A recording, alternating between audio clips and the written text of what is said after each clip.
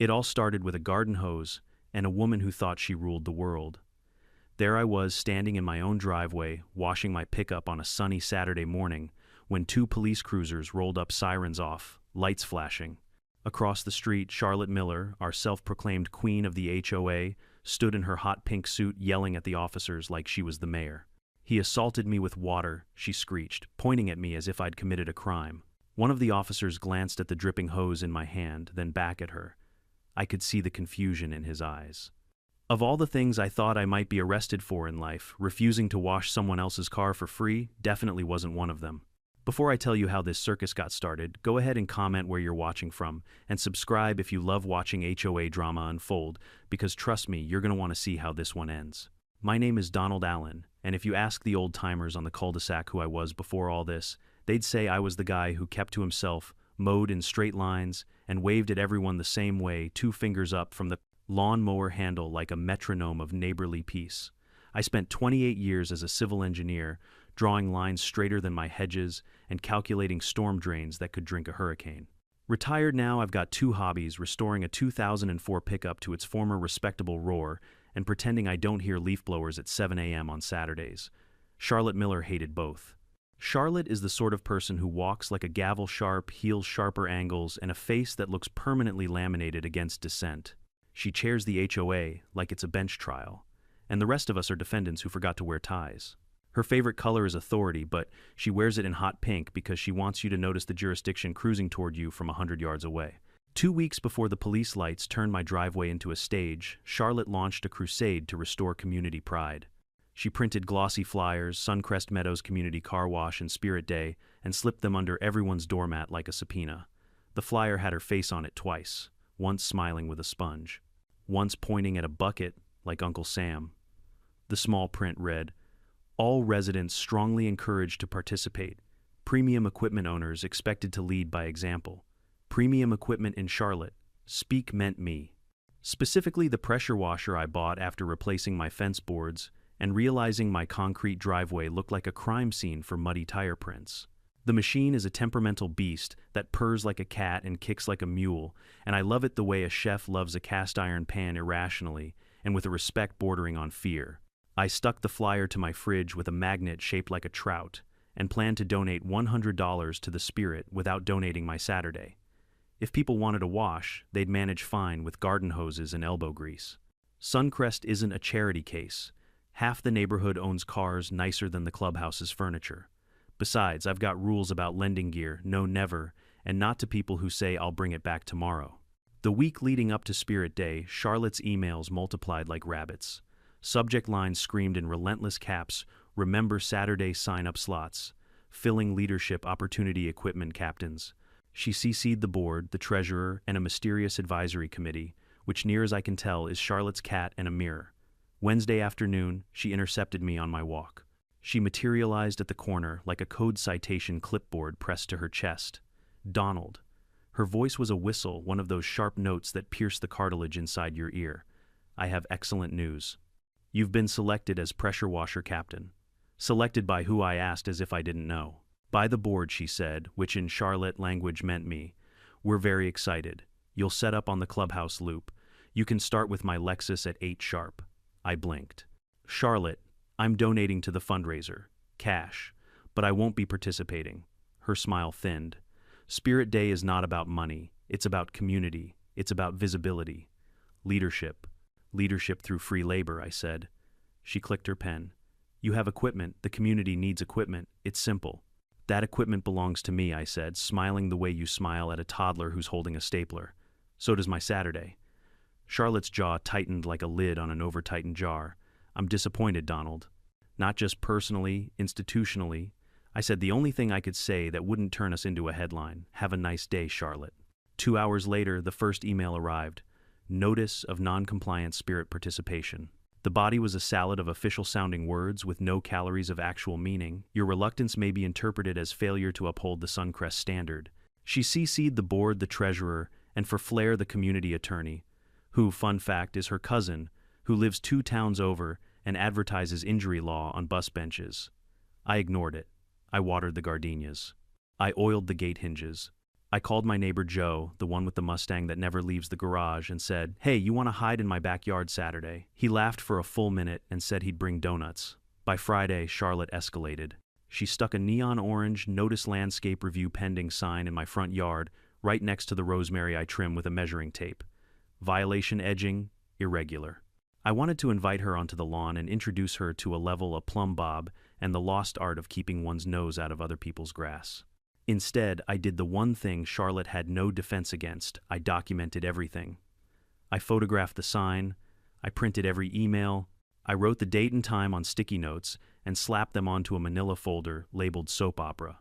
Saturday dawned with the kind of weather postcards brag about: blue sky, honest sun, a breeze gentle enough to pet your hair but not strong enough to muss it. I made coffee, I tuned the radio to jazz, and I rolled my pickup into the driveway, because I will not be bullied out of washing my own car on my own property with my own hose. At 8:30, Suncrest Meadows transformed into a live-action commercial for Suds. Teenagers in HOA-approved t-shirts milled around the clubhouse with buckets. Parents lined up SUVs like prize hogs.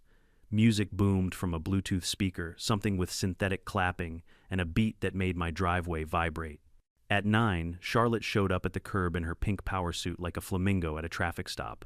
She had a smartphone in one hand, a clipboard in the other, and an expression that could sour milk. "You're late," she announced. For what I asked, unspooling my hose. "For your assignment, we have a schedule." "I have a schedule too," I said, pointing to my truck. "This is it." She stared at the water sliding down my fender like it was a personal insult. "This is a community event. You can wash your truck later. I'm washing it now." I squeezed the nozzle, sent a friendly arc of water hissing across the hood, and watched the soap bloom into little clouds that sailed toward the gutter. Her eyes narrowed. She pivoted, and I swear I heard tendons creak. "You are obstructing community operations, Donald. You're siphoning water that could be applied to charitable vehicles." "Charlotte, I said this water is coming from my spigot, and it's colliding with my car, which is not a charity." "You are refusing to serve," then she said, voice rising. "I'm refusing to wash your Lexus for free, if that's what you're asking." A small audience collected, neighbors with coffee cups and eyebrows halfway up their foreheads, pretending to check their phones. Joe appeared at my fence like a meerkat, a donut poised halfway to his mouth. Charlotte changed tactics. She softened her voice like an interrogator who's finished yelling and wants a confession. "If you bring your pressure washer over for an hour," she said, "I'll count it as 3 hours of service. We'll waive your late patio permit review, and I'll make sure your landscaping passes next month." "There is no late patio permit," I said, "and my landscaping passes every month." She smiled, a thin ribbon of teeth. "Are you sure?" Something settled inside me then, heavy as a stone finding its spot at the bottom of a pond. "Yes, Charlotte, I'm sure. Good luck with your fundraiser." She stared at the water again. Then she took 2 steps closer, close enough that the mist from my spray kissed the air in front of her nose. She lifted her phone, tapped record, and stepped another inch into the drift of droplets. "He's spraying me," she announced to the lens. "He's assaulting me." I pointed the nozzle straight down, shut it off, and let the hose lie quietly against the driveway like a sleeping snake. "Walk away, Charlotte." She blinked slowly, as if gauging how the scene would look on playback. Then she looked past me to the spigot, to the meter, to the puddles traveling toward the curb. "You know," she said, "the water bill is paid by the HOA. That's our water you're wasting. It's billed to me," I said. "Check your spreadsheets." "I'll do better," she said. "I'll check with the police." She dialed. She spoke with the authority of a queen making an order she expected to be carried out before dessert. When she hung up, she smiled like a cat who'd just sent a mouse a calendar invite. "They'll be right over," she chirped. "We'll resolve this properly." I didn't say anything. I didn't need to. I walked to the garage with the calm of a man who's installed more cameras than Charlotte has set warnings. I tapped my phone and made sure the front yard footage was streaming to the cloud. When I returned, Joe had migrated from the fence to my driveway. He offered me a donut like it was communion. "You good?" he asked under his breath. "I'm about to be very hydrated," I said. "You can tell a lot about a neighborhood by the way it reacts to sirens. Suncrest doesn't panic. It performs." The first cruiser slid around the curve with its lights throwing lace across the asphalt. Heads turned like sunflowers. The second cruiser parked behind the first. 2 officers stepped out, hands relaxed on their belts, faces arranged in that careful blankness they wear when the call sounded ridiculous over the radio, and they're hoping it's even stupider in person. Charlotte was already narrating. "Officers over here," she waved, imperious. He's refusing to perform his community duty, and he assaulted me with a high-pressure hose. He's also misusing HOA resources. One officer glanced at my hand, where the hose hung limply at my side, water barely dripping from the nozzle. The other officer examined Charlotte, as if checking for visible evidence of mortal dampness. "Ma'am," the first officer said, "are you injured?" "Humiliated," she snapped, "soaked, and disrespected." "Okay," he said slowly.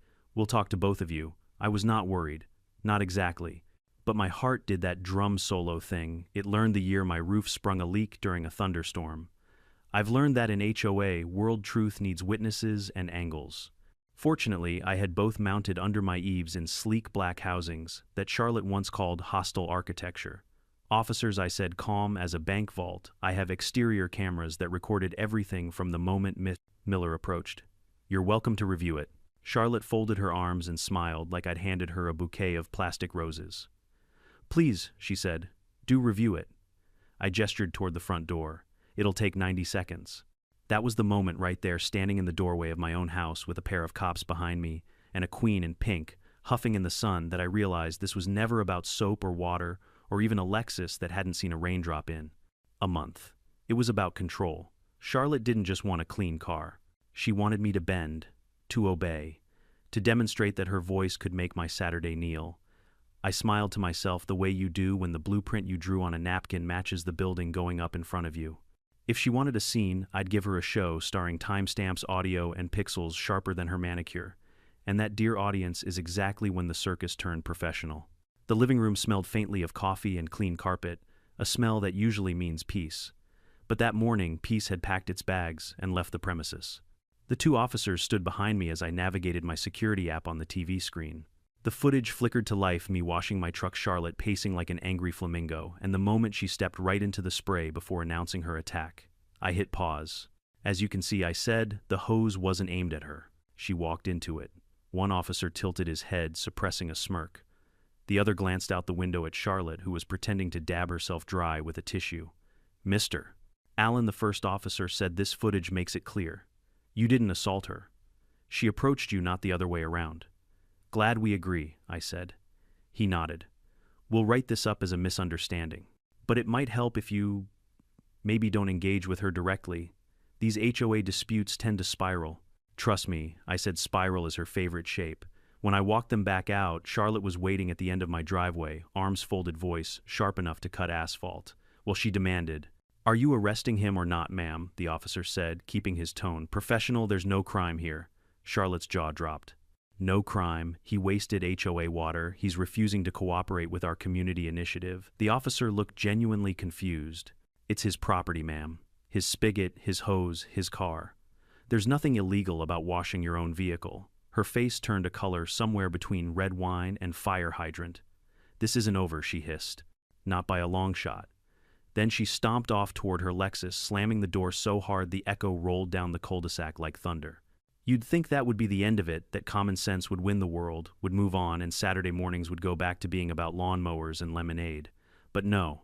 Charlotte Miller didn't lose gracefully. She lost strategically. By Monday, I woke up to find a bright yellow envelope taped to my front door. Notice of community-sanctioned noncompliance and disrespect toward HOA authority. It read like a court document written by a drunk paralegal. According to the new HOA standards, residents who fail to participate in mandatory volunteer programs could face escalating fines. I laughed so hard I nearly spilled my coffee. But the fines kept coming. $50 for failure to demonstrate community spirit. $75 for improper water use. $25 for rude verbal tone. Every envelope was stamped urgent in bold red letters, and every one came signed by Charlotte Miller, HOA president.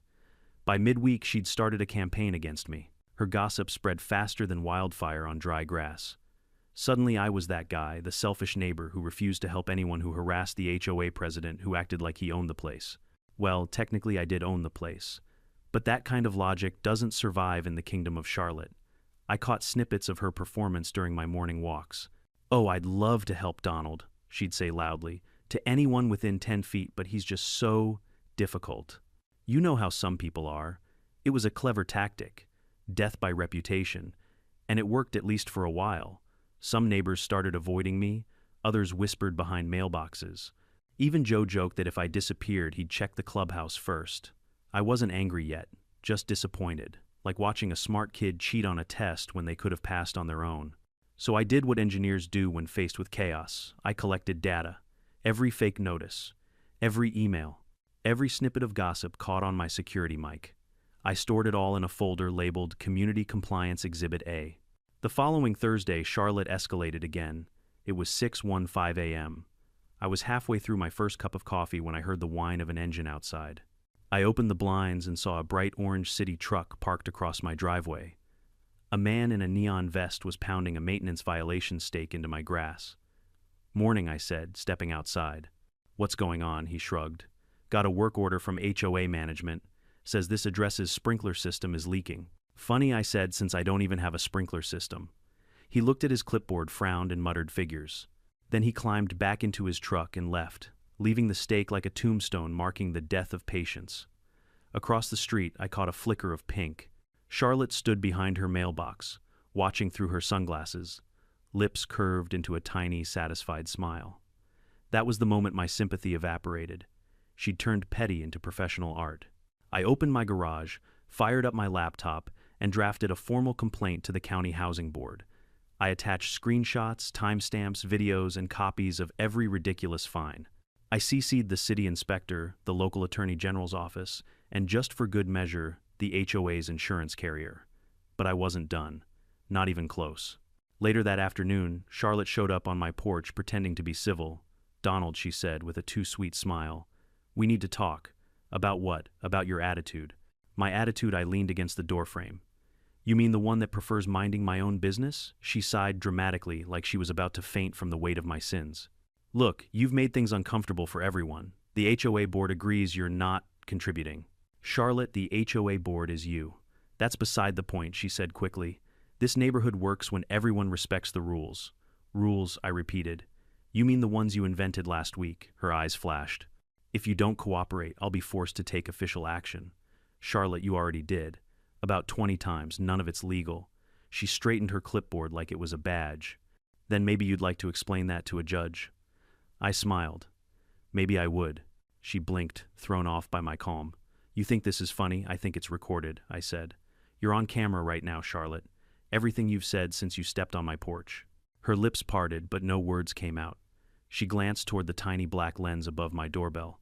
"You can't." "I can," I said, keeping my tone even, "and I already have." For the first time since I'd met her, Charlotte didn't look like she was in charge. She looked cornered. She tried to recover with a smirk. "You're making a mistake, Donald. You can't win against the HOA." I gave her a small nod. "Maybe not, but I can sure make the HOA follow its own rules." She left without another word, her heels clicking down the steps like gunshots. By the next morning, the entire community email list lit up. Charlotte had sent a long, furious message titled Urgent Community Dissent. It was basically a press release accusing me of undermining neighborhood unity and filing false reports with county officials. What she didn't know, or refused to believe, was that my complaint had already reached someone higher up, a compliance officer named Ethan Reyes, who didn't take kindly to HOA presidents forging bylaws. Within 2 days, Ethan emailed me back, requesting a meeting. He wanted every piece of evidence I had, and oh, I had plenty. When the letter from the county arrived addressed to Charlotte Miller, President, Suncrest Meadows HOA, I almost felt sorry for her. Almost. She stormed down to my house 10 minutes after reading it, waving the notice like a battle flag. "You think you can embarrass me," she barked. "You're done here, Donald. Done." "Charlotte," I said evenly, "you called the police because I didn't wash your car. You forged documents. You fined me for tone of voice. I think embarrassing yourself was the one thing you didn't need my help with." Her face went rigid. "We'll see what the board says about that." "Good," I said, holding up my coffee mug. "Tell them to bring donuts." She spun around and stormed off again. Joe, who'd been trimming his hedges nearby, whistled low. "Man, he said she's gonna pop a vein." "I know," I said, watching her disappear into her house. "And I'm gonna make sure the whole county sees the pressure build." Because Charlotte Miller thought she was untouchable. She thought HOA, letters, and fake bylaws could scare me into submission. What she didn't know was that I'd spent half my life designing systems meant to withstand pressure. And the thing about pressure, when it builds too high, something's bound to break. You'd think Charlotte would take the hint after the county notice arrived, a thick envelope stamped official inquiry. But no, Charlotte Miller didn't retreat when cornered. She doubled down like a poker player holding a pair of twos and bluffing her way into ruin. The following Monday morning, I found her in front of my house again, this time with a camera crew, well, technically her teenage nephew holding an iPhone on a selfie stick, recording a dramatic community safety update for the HOA. Newsletter. She was narrating to the camera with theatrical fury. Some residents, she said, glaring directly at my porch, continue to threaten our shared harmony, refusing cooperation, wasting communal water, and spreading falsehoods about your HOA leadership. Her nephew tried not to laugh, the camera shaking slightly. Charlotte, I said, stepping out onto the driveway with my coffee, is this your new YouTube channel, or just public harassment? She pivoted toward me, one hand raised like a courtroom objection. You are on HOA property. I gestured around at my lawn, my mailbox, the driveway I'd poured myself. You mean my property? The HOA governs all visible surfaces, she declared, including driveways. I took a long sip of coffee and nodded. That's bold, Charlotte. You might want to call NASA too. They can probably see this driveway from space. Better file for jurisdiction. Her face twitched. You are mocking an elected official. I didn't realize we held elections in your living room, I said. That was when she snapped. Enough. I will not be humiliated by a washed-up engineer with too much time on his hands. Well, I said, you're halfway there. She stomped toward me, finger raised like she was about to conduct an orchestra of outrage. You will regret this. I'll have you removed from this neighborhood. The HOA can evict anyone who's hostile to community values. Charlotte, I said calmly, the HOA can't evict a property owner. That's not how ownership works. Her face darkened. We'll see. Then she marched back to her Lexus, threw her clipboard onto the passenger seat, and roared off, nearly clipping her nephew in the process. By that afternoon, my phone was buzzing again. Subject mandatory, HOA hearing non-compliance review. Charlotte had scheduled a disciplinary session for Thursday evening at the clubhouse, attendance required. I could have ignored it, but something in me wanted to end this circus once and for all. So I showed up. The clubhouse smelled of old carpet cleaner and artificial lemon. Charlotte sat at the head of the folding table like a judge about to hand down a sentence. Beside her were two board members, her neighbor Karen from Lot 7, and an elderly man who looked like he'd been promised cookies for showing up. A dozen residents filled the folding chairs. Most were there for entertainment. HOA drama in Suncrest Meadows was better than Netflix. Charlotte banged her gavel, yes, she owned one, and said, "This hearing is now in session." I raised an eyebrow. You're aware this isn't an actual courtroom, right? She ignored me, Mr. Donald Allen, you stand accused of repeated defiance toward HOA, leadership misuse of shared resources, and public disrespect toward this board. Public disrespect, I asked. You mean when you filmed yourself trespassing on my driveway? Gasps fluttered across the room. Charlotte smiled like a teacher scolding a child. Your sarcasm is noted. Do you deny using HOA water for your personal car wash? I pay for my water. Do you deny refusing to contribute to the community event I donated $100? You refuse to accept it. Do you deny verbally assaulting the president of the HOA? I laughed. You're the president, Charlotte. You're also the accuser. Kinda convenient, isn't it? She leaned forward, eyes gleaming. You think you're clever, but rules are rules. You are hereby fined $500 for willful noncompliance and insubordination. I glanced around the room. A few residents looked uneasy. Others were biting back laughter. Joe, seated in the back, mouthed, "She's insane." I folded my arms. Charlotte, I'm not paying a dime. This isn't legal and you know it. Charlotte slammed her gavel so hard, the head popped off and bounced onto the floor. Then you leave me, no choice, she hissed. I'll be contacting the police again. That's when something inside me shifted. Not anger, not fear, just a quiet, solid resolve. Good, I said, standing. Call them. I'll wait. I walked toward the door, but before I left, I turned back. One more thing, next time you try to find someone, make sure your bylaws are actually registered, because the county's been very interested in yours lately. Her face went pale. The color drained from her cheeks like someone had unplugged her ego. The next morning, I met with my friend Sheriff Tom Grady at his office downtown. He'd served with me years ago in the Army Reserve, and now ran the local sheriff's department with the kind of calm authority that made people sit up straight without being told to. Tom skimmed through the stack of papers I'd brought: Charlotte's fake fines, the police report from the hose assault, and the county's inquiry notice. After a few minutes, he whistled. She forged HOA letters, 3 of them, I said, all with a fake board signature. Tom leaned back in his chair. Donald, this isn't an HOA issue anymore. That's fraud. Thought so, I said. He rubbed his chin. I can't act yet, not without a warrant, but if she keeps sending this nonsense, we'll have grounds. Keep every piece of correspondence, every call, every text. Oh, don't worry, I said. I've got more evidence than she has pink blazers. Tom chuckled. Then sit tight. Sometimes you've got to let a storm blow itself out before you rebuild. Or, I said, you redirect the flood. He gave me a knowing grin. Just don't do anything stupid. I left his office with the quiet satisfaction of a man holding a loaded truth in his back pocket. Over the next week, Charlotte went full tilt.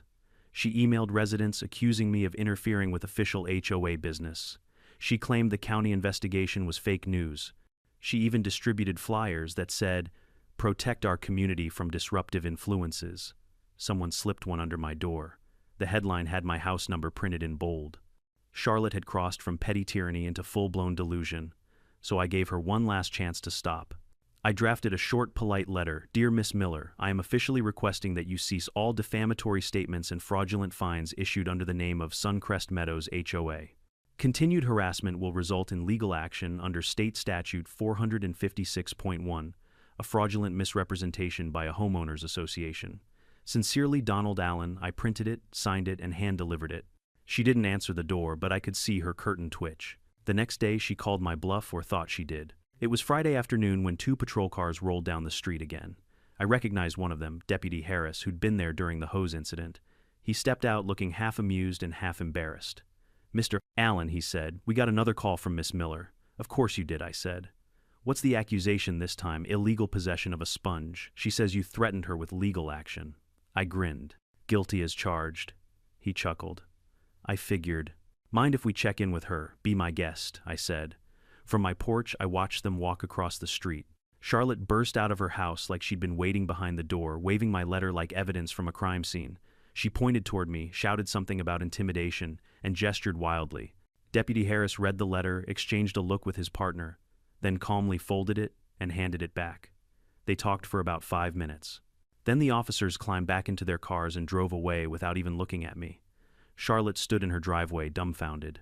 That was the exact moment she realized her power was slipping, that her authority was a balloon losing air, shriveling faster every time she screamed. I raised my coffee cup in a little salute from across the street. "See you in court, Madam President."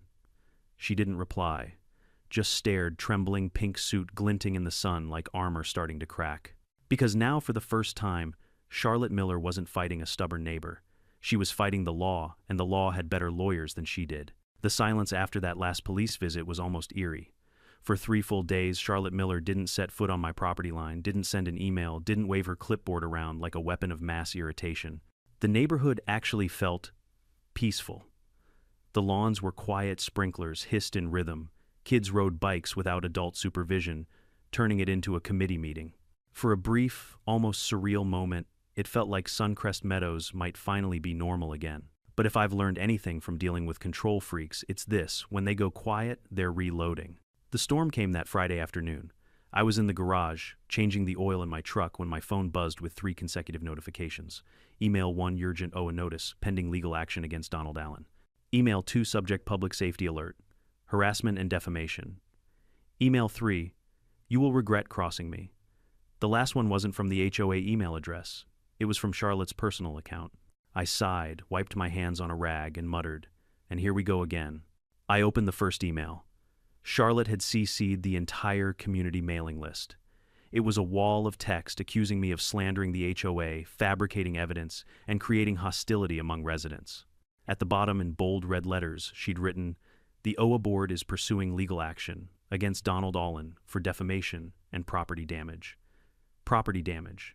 The only thing I damaged was her pride, and maybe her false sense of authority. I stepped outside to get some air, but of course she was already there, standing across the street, arms crossed, her expression triumphant. "You really don't quit, do you?" I called out. "I warned you," she said smugly. "You humiliated me in front of everyone. Now you'll face the consequences. You forged documents, Charlotte. I filed a legitimate complaint. That's what you think," she sneered. "But guess what? The board backs me up." "The board," I repeated. "You mean Karen and the guy you bribed with cookies?" Her nostrils flared.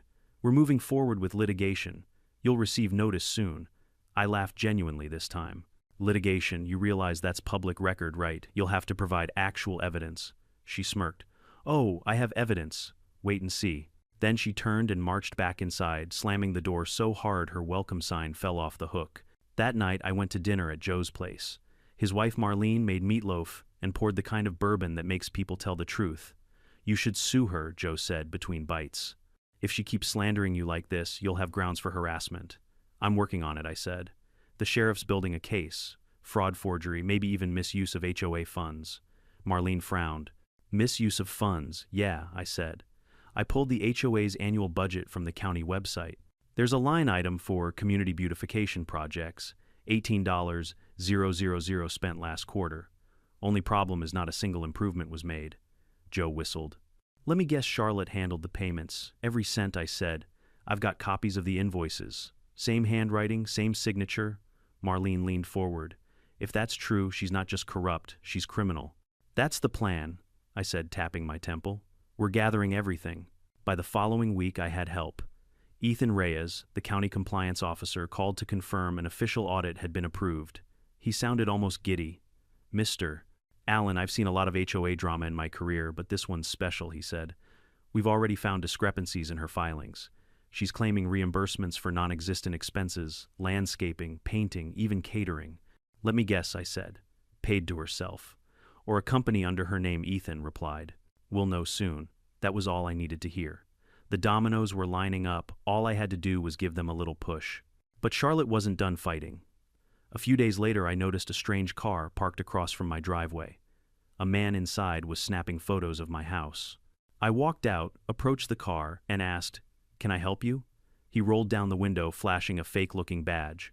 "Private investigator. Miss Miller hired me. HOA business." "Uh-huh," I said. "You might want to tell Miss Miller that filming private property without consent is trespassing." "She says you've been vandalizing HOA equipment," he replied. I laughed so hard I had to grab the mailbox for balance. The only equipment I've touched is my pressure washer.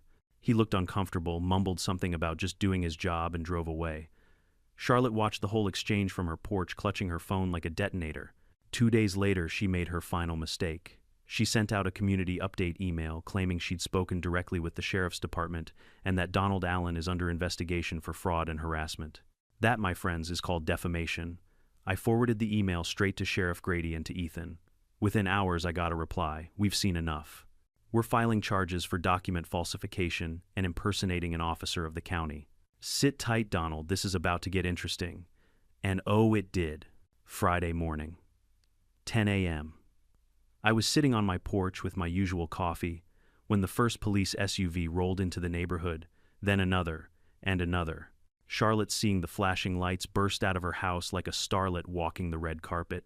"Officers," she cried, "over here," but this time they didn't come to her. They walked right past her driveway and stopped in front of mine. For a brief second, my heart dropped until I saw Sheriff Grady step out of the lead vehicle, a folder in hand and a knowing grin on his face. "Morning, Don," he said. "Mind if we use your driveway for a minute? Be my guest," I said, standing aside. Grady turned toward Charlotte, who was frozen mid-gasp. "Miss Miller, I have a warrant to search the Suncrest Meadows HOA office for financial misconduct, forgery, and fraudulent communications." The color drained from her face. What?" "This," he said, holding up a document, "is signed by the county judge. We've got your emails, your fake notices, and your reimbursement claims. You might want to call your attorney." I don't have," she stammered. "Then you're going to need one," Grady said. Behind him, deputies were already walking toward the clubhouse carrying boxes and laptops. One of them taped a property seized by county investigators notice to the HOA office door. The neighbors had gathered in clusters along the sidewalks, whispering and filming on their phones. Joe sidled up next to me. "You did it," he murmured. I shook my head. "No, she did. I just built the dam. She broke it herself." Charlotte stood rooted to the spot, her pink suit now several shades paler under the morning sunday. Grady approached her gently. "Miss Miller, you're being placed under temporary suspension as HOA president pending investigation. You're not under arrest yet, but I'd advise you to cooperate." She looked around desperately, seeking sympathy. But none came. The neighbors who once feared her now watched silently. "You can't do this," she said weakly. "I am the HOA. Grady adjusted his hat. "Not anymore, ma'am." He turned back to me, gave a small nod, and said quietly, "Nice work, Don. You kept it clean and legal, just the way we like it. Charlotte was still standing there when the cruisers pulled away, clutching her clipboard like a lifeline. I went back to my porch, sipped my coffee, and whispered, "And that's the end of that wash cycle." The wind carried the sound of her porch door slamming shut. For the first time in months, the air in Suncrest Meadows felt light again, and this time, the silence wasn't eerie. It was victory. If the story had ended with Charlotte Miller losing her throne and retreating quietly, life in Suncrest Meadows might have gone back to birdsong and barbecues. But Charlotte wasn't the retreat quietly type. She was the kind who sank with her ship while shouting orders to the ocean. For the first few days after the investigation, she stayed invisible curtains drawn porch light off Lexus missing from the driveway. The neighborhood felt blissfully normal. Kids played basketball on the cul-de-sac. The retirees walked their dogs without feeling judged. Someone even dared to plant unapproved flowers, orange lilies no less, in full defiance of Charlotte's infamous landscaping code. But then the emails started again. The subject line was pure Charlotte Suncrest update, the truth they don't want you to know. It was a manifesto nearly 2,000 words long, accusing me of orchestrating a personal vendetta, claiming the county investigation was politically motivated, and alleging that Sheriff Grady was involved in a cover-up. She even wrote, "Our community has been infiltrated by false patriots posing as heroes." My inbox lit up as neighbors forwarded it to me with messages like, "Is she serious and do we need to move?" I didn't reply to any of them. The best weapon against a drowning ego is silence. But Charlotte couldn't stand silence. By the following week, she was back in person, this time standing at the HOA clubhouse in front of a small crowd of loyalists. She'd roped off the entrance with pink caution tape and hung a handwritten sign, "Emergency Town Meeting, Residents Only." Of course I showed up. As I walked up the path, one of her followers, a nervous man named Dennis, tried to stop me. Charlotte said this is for members in good standing only." "I am in good standing," I said. "Check the bylaws, or better yet, ask the county auditor." I walked past him. Inside, Charlotte stood behind the folding table like a talk show host, waiting for applause. She was in full costume again, the bright magenta suit, pearls, clipboard, and a fake smile that didn't reach her eyes. "Ah, Mr. Allen," she said smoothly, though her voice trembled. "Glad you could join us. We were just discussing the future of this community, one without hostility." "That sounds lovely," I said, taking a seat near the front. "You planning to start by apologizing?" She chuckled, that thin, brittle sound people make when they're pretending to be in control. "I think we both know who should apologize." "I do," I said. "You." A ripple of laughter ran through the crowd. She glared, then raised her hand dramatically. "Order. This is still a formal HOA meeting." "No, Charlotte," I said, standing up. "It's not. You were suspended." "This isn't a meeting, it's an illegal assembly," the crowd murmured. Someone whispered, "Wait, is that true?" "It is," I said, turning to face them. "She's under investigation for fraud and forgery. The county seized her records. She's not authorized to conduct any HOA business." Charlotte slammed her clipboard on the table. "Lies, all of it. He's been conspiring with county officials to destroy me." "Destroy you," I said. "Charlotte, you did that yourself. You forged signatures. You used HOA funds to buy handbags and spa vouchers." "That's not true." "Then explain the receipts," I said, pulling a folder from my bag. "Public record, county audit. You spent $1,200 at a boutique in Orlando. For what, landscaping?" She froze. The audience went silent.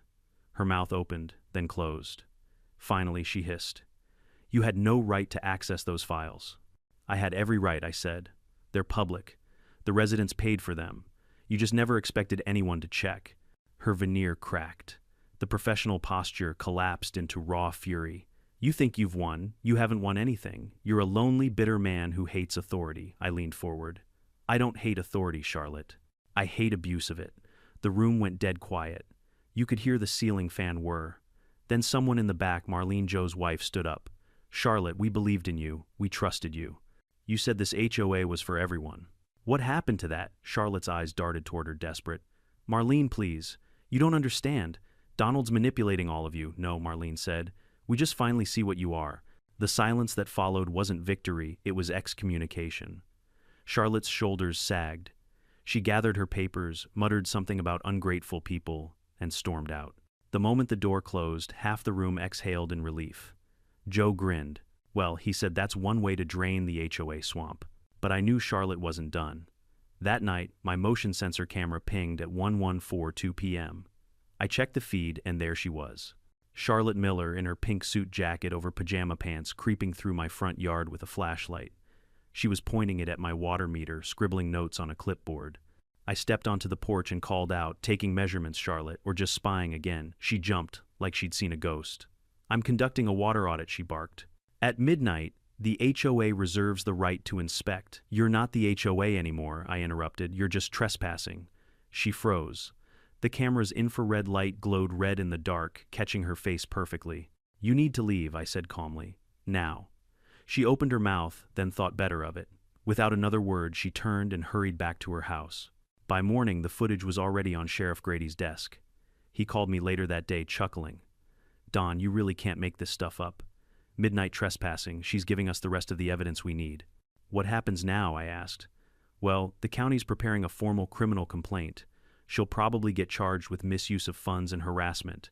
Not jail time, but enough to end her HOA career permanently." "Good," I said. "She's earned an early retirement." The arrest came quietly 3 days later. A single unmarked cruiser pulled up to Charlotte's house around noon. She didn't resist, just stood there on the porch while the deputy explained the charges. I watched from across the street, not out of malice but out of disbelief that it had actually come to this.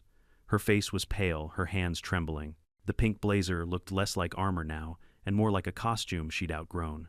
When the deputy guided her toward the car, she glanced at me for the briefest second eyes, full of something that wasn't anger anymore. It was humiliation, maybe even regret. The cruiser pulled away. The neighborhood fell completely silent. No one cheered, no one gossiped. Everyone just exhaled. That evening, Sheriff Grady called again. "It's over," he said. "The county froze the HOA's accounts until new elections are held." Turns out she'd been paying herself a monthly leadership stipend. "How much?" I asked. $2,000 a month," I whistled. "That's one expensive ego," he laughed. "Well, you can sleep easy now. Suncrest's officially under caretaker management until the residents vote." "You'll get a notice soon." "Thanks, Tom," I said. "And for what it's worth, I hope I never see another HOA letter again," he chuckled. "Be careful what you wish for, Don. Peace and quiet can be boring. Boring sounds like paradise right about now." When the call ended, I sat on the porch with my coffee, watching the sunset wash over the cul-de-sac. For the first time in months, the only sound was the rustle of leaves and the soft hum of sprinklers. Freedom smells a lot like wet grass. I raised my mug in the direction of Charlotte's dark house. "Rest in peace, Madam President." And for once I meant it. Because even though she'd been the worst kind of neighbor, nosy, manipulative, self-righteous part of me still pitied her, she'd built her whole identity around control. When that control crumbled, there was nothing left for her to stand on. But me, I still had my home, my integrity, and my favorite old pressure washer humming quietly in the garage. Proof that sometimes the simplest things are the hardest to take away. For a week after Charlotte's quiet arrest, Suncrest Meadows felt like a neighborhood in rehab, shaky, apologetic, careful with its volume. People waved again. Joe brought over ribs. Marlene planted those outlaw orange lilies, with a grin that said, "Come find me now." I slept like a man who'd finally turned off a humming noise he couldn't find for months. Then the county scheduled an open forum at the clubhouse, a public briefing on the HOA audit and interim plan, and this part made my coffee taste sweeter. Member Q&A. Sheriff Grady would be there, along with Ethan Reyes, the compliance officer with the patience of a librarian and the appetite of a bloodhound. I arrived early. The folding chairs were set in neat rows. Someone had even vacuumed the decades-old carpet lines into military precision. The podium held a single microphone with blue tape around the Cable County property tag. On the wall behind it, the faded HOA banner, "Community is a Verb," slouched like it had given up on grammar. Neighbors filed in a little curious, a little nervous, a lot relieved.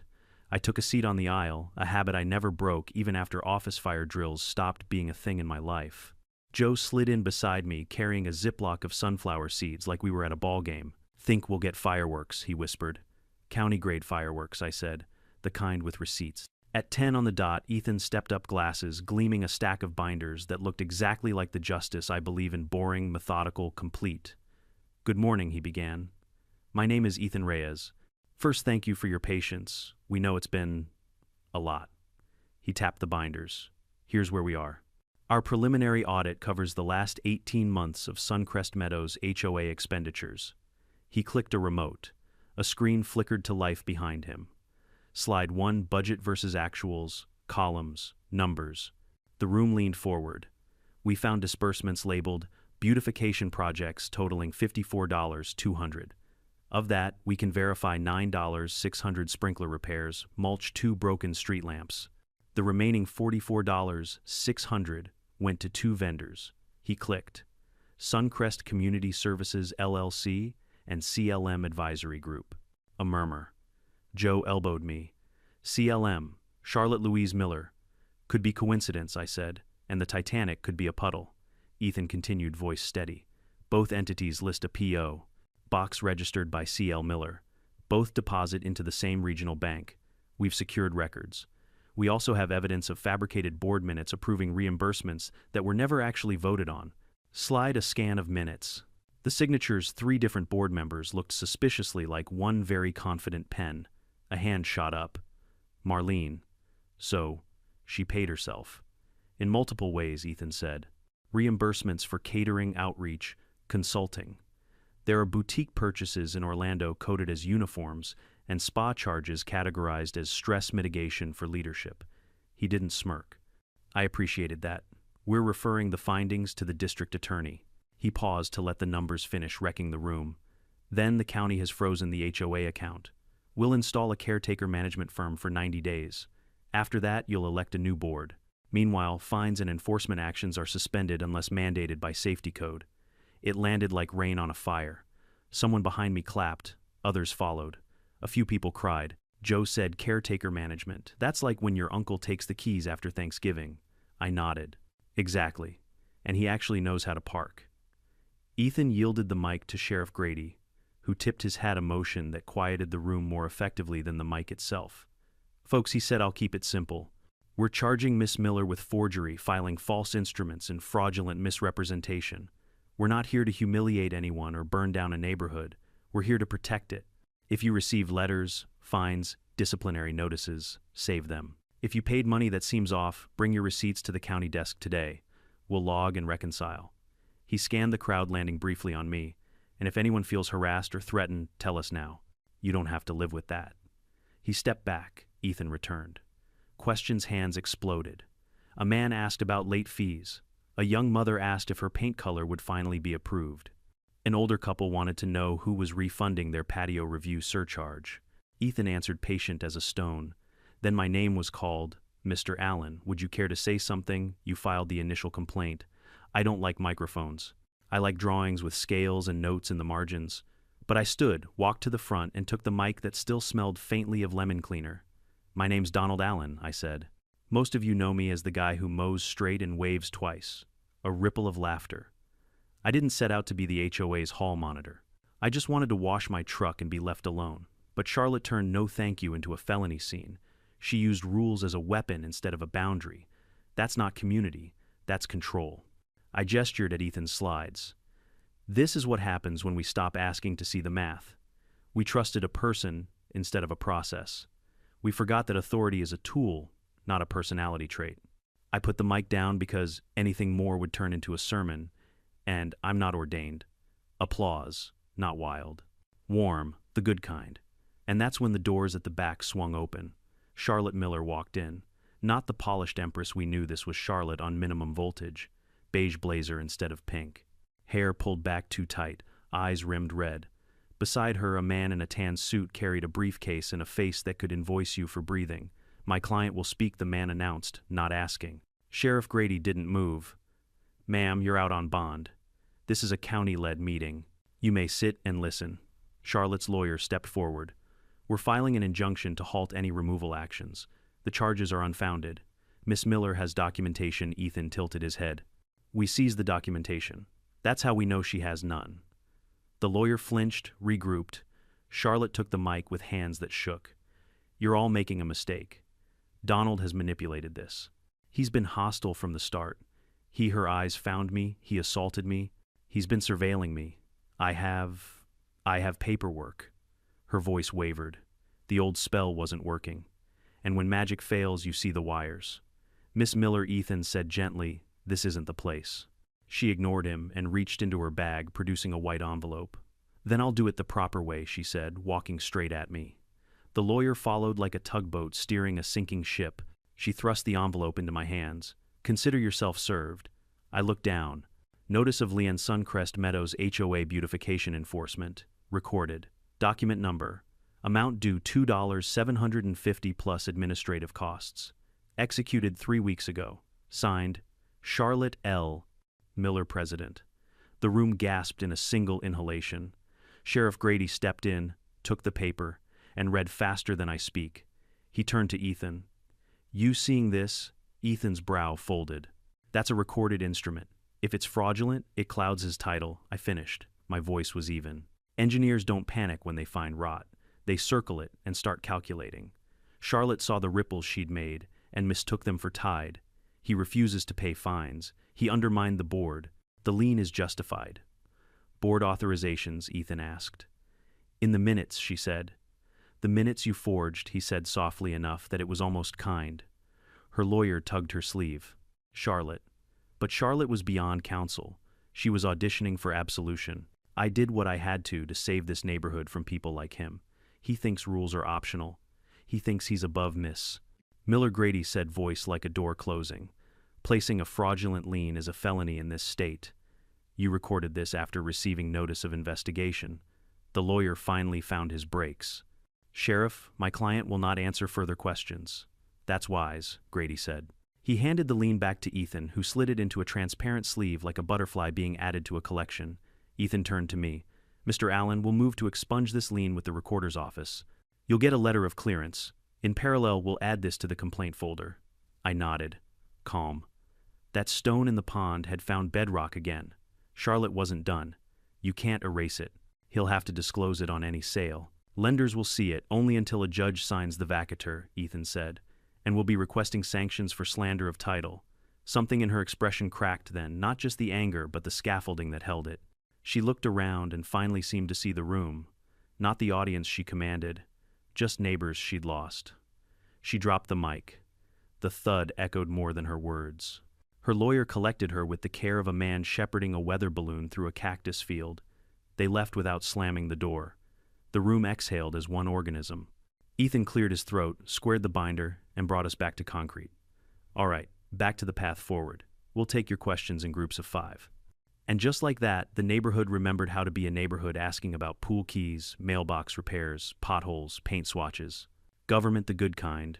Boring like oxygen. When it was over, people shook my hand. Some apologized for believing the gossip. I told them there was nothing to forgive. Fear makes fiction sound like fact. Joe and I stepped into the afternoon Sunday. You okay? He asked. Better than okay, I said. She fired her last cannonball. Now it's paperwork and patience. He grinned. 2 things you eat for breakfast. I walked home, slow envelope in hand, thinking about the way Charlotte's eyes looked when the room didn't bend for her anymore. Authority had always obeyed when she shouted. Now authority spoke back in commas and codes and statutes that didn't care about pink blazers. Back on my porch, I opened the envelope again and examined the numbers, the notary stamp, the little lies dressed as lines. On the third read, a detail snagged me. The assignee field at the bottom, lien holder of record, may assign to Suncrest Meadow Partners upon default. A P.O. box I didn't recognize. Not the same P.O. box as CLM advisory. Huh. I pulled my laptop, typed the name into the county registry. Suncrest Meadow Partners LLC. Registered last month. Agent of record Dennis Loom. Dennis, the jittery gatekeeper from Charlotte's emergency meeting. The man who told me members in good standing only. The match struck in my brain and landed on dry tinder. Charlotte wasn't alone. She'd been laying tracks not just for control but for cash flow. Assign the liens to a shell, buy the debts on the cheap, turn neighbors into revenue streams. And if I hadn't said no to a garden hose, we'd still be smiling for the newsletter while someone emptied our pockets with legal-looking forms. I closed the laptop and stared at the cul-de-sac. The kids chalking galaxies on the asphalt. The retirees walking dogs whose names are longer than the dogs themselves. The way the light fell on Joe's ridiculous flamingo statue. I don't like fights. I like foundations. But sometimes you shore up a neighborhood by taking a sledgehammer to the rot. Okay, I said to the quiet. Let's finish this. I didn't sleep that night. Not because I was afraid that part had burned out of me months ago, but because my mind wouldn't stop building blueprints. Every loose end needed anchoring. Charlotte's downfall had exposed more than corruption. It had revealed a system so easy to exploit, it was practically an invitation. That new LLC Suncrest Meadow Partners was the proof. It had popped up right before the lien was filed the same week Charlotte got suspended. Someone was trying to inherit her scam to keep the machine running even after its operator crashed. By sunrise, I had a plan. I brewed a strong pot of coffee, sat at my dining table, and began tracing connections. Charlotte's company CLM Advisory Group shared an address with Suncrest Meadow Partners. Both used a virtual mailbox in the next county over. Same forwarding service, same signature pattern. And the registered agent, Dennis Loom, Charlotte's obedient little foot soldier, the one who'd guarded her fake emergency meeting. Dennis had been quiet since the investigation began. Too quiet. I called Joe. "You busy this morning?" He yawned through the phone. "Not unless coffee counts as work. Bring 2 cups. And your drone." By 9 o'clock, Joe and I were parked down the street from a rundown office park where Suncrest Meadow Partners was supposedly headquartered. The building looked like it hadn't hosted an actual business since the Clinton administration. Faded signs read things like Tax Prep and Palm Insurance Group. Joe launched the drone from his truck bed, the little thing buzzing up like a mosquito with a camera license. We watched the feed on his tablet. "There," I said, pointing. "Suite 204. Through the grimy window, we saw 2 desks, one stacked with dusty folders, the other occupied by none other than Dennis Loom hunched over a laptop. Joe zoomed in just enough to catch the logo on the screen, Suncrest Meadow Partners, Community Property Liens Portal. He whistled. "So it's real. Real enough to be criminal," I said. "He's processing liens." "Probably on everyone who challenged Charlotte," Joe grinned. "You recording this?" "Oh, I'm recording everything," I said, and forwarding it to Ethan in about 5 minutes. 2 hours later, Ethan called back, voice sharper than usual. "You were right, Don. We traced the filings. Dennis Loom submitted 6 new liens this month under that LLC, all for bogus HOA violations." "Who's on the list?" I asked. He read off names: the retiree couple from Lot 14, the single mother who painted her shutters blue, even Joe. Joe looked up from across the table and mouthed, "No way." Ethan continued, "We're moving fast on this. The DA's office is drafting an injunction to freeze any transfers from that company. If Dennis tries to sell those liens, we'll nail him." "Good," I said, "but you'll need witnesses. People who can confirm the harassment." "I was hoping you'd volunteer," Ethan said. "I figured as much." By the next morning, the neighborhood buzzed again, but this time with hope, not gossip. The county sent 2 investigators to collect statements. Residents lined up at the clubhouse handing over letters, photos, and receipts. You could feel the tension dissolving like dust in rain. Marlene hugged me when it was her turn. "Donald, you saved us. You really did." "Don't thank me yet," I said. "This isn't over until Dennis is in cuffs." She smiled knowingly. He's not half the operator she was. Maybe not. But snakes don't always strike with the same head. That afternoon I was back at home when a knock rattled my front door. Standing there was Dennis, sweat on his forehead tie askew and a manila envelope in his shaking hands. "We need to talk," he said. I didn't invite him in. "If this is about your new business venture, I already have your website bookmarked under evidence." "Donald, please," he stammered. "You don't understand. Charlotte made me do it." I folded my arms. "Charlotte's out on bond, Dennis. She can't even send an email without approval." "I know, but she planned it before she got caught. She said if anything happened, I should keep the HOA alive. She promised I'd get paid." He looked desperate, cornered. "I didn't know it was illegal until the sheriff showed up at my office." "You filed 6 fraudulent liens, Dennis. She said they were legitimate, said you were trying to bankrupt the community. I thought I was helping." "Helping yourself, maybe." He wiped his forehead. "They froze my account. I don't have money for a lawyer. Please, Donald, tell them I cooperated." I studied him for a long moment. There it was, the final domino trembling, ready to fall. "Fine," I said. "But you're going to help me clean this up." He blinked. "How?" "By testifying. You're going to hand over every file Charlotte gave you. Emails, invoices, fake signatures, everything. I could go to jail. Or you could go home tonight and start over," I said. "Your choice." He swallowed hard. "Okay, I'll do it." By sunset, Dennis sat in my kitchen with Sheriff Grady, Ethan, and a laptop full of incriminating data. Charlotte had planned more than we realized. The files showed months of preparation, forged amendments to HOA bylaws, template lien forms, even instructions on how to create urgency by staging fake violations. It was a con built on legal jargon and fear. Ethan flipped through the folders, eyebrows lifting higher with each click. "This isn't amateur work," he muttered. She studied the statutes, knew exactly how far she could push before hitting a felony, and then pushed anyway. Grady shut his notebook with finality. Well, now she's past the line. He turned to Dennis. You've done the right thing. You'll get leniency. But you'll testify. Dennis nodded, pale but relieved. I will. When they left, Ethan lingered. You know, Don, we don't often see citizens follow through like this. Most people just want the noise to stop. I'm an engineer, I said with a small smile. Noise means there's a loose part somewhere. He chuckled. Well, thanks for tightening the bolts. You've saved this community a lot of pain. A month later, the new HOA elections were held. This time, there was no pink suit, no clipboard, no grand speeches about community values. Just folding chairs, coffee, and people who actually listened. Joe nominated me for president. I laughed so hard I nearly choked on my donut. No thanks, I said. I'll help draft the rules, but I'm not wearing the crown. The room laughed, and for once, it wasn't cynical laughter, it was human. Marlene ended up winning the vote. She promised transparency, shorter meetings, and zero tolerance for HOA dictatorships. Everyone cheered. When she walked up to me afterward, she said, I owe you a car wash. I grinned. Make it a community one, but this time voluntary. As weeks passed, the neighborhood truly changed. The new board refunded unjust fines, reopened the pool, and even threw a small block party. Kids chalked Welcome Back Suncrest on the street in pastel colors. And me, I sat on my porch, watching the lights fade across calm lawns, feeling something I hadn't in a long time, peace earned. Charlotte's trial came and went quietly. She pleaded guilty to 2 counts of document falsification and 1 of fraudulent filing. Probation, community service, restitution. The judge's words still echo in my mind. Authority is not ownership. Leadership is not control. I heard later that her community service included repainting road curbs, ironic considering how many violations she'd written for chipped paint. Dennis took a deal, testified, moved out of state. Last I heard, he sells insurance now.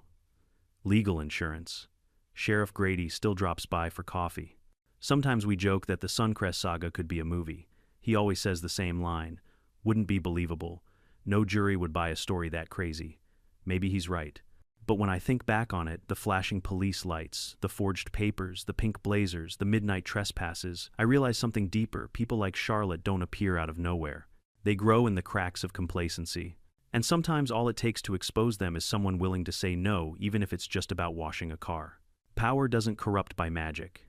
It corrupts when good people stay silent, when neighbors look away, when it's not my problem, becomes the community motto. I learned that justice isn't loud, it's steady.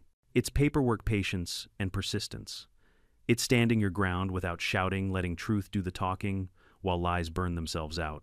So, if you ever meet your own Charlotte Miller, remember this: you don't have to fight dirty to win. You just have to keep your hands clean and your cameras rolling. Now it's your turn. What would you do if your HOA president tried to control your life? Tell me in the comments, and don't forget to subscribe, because trust me, in this neighborhood there's always another story waiting to be washed clean.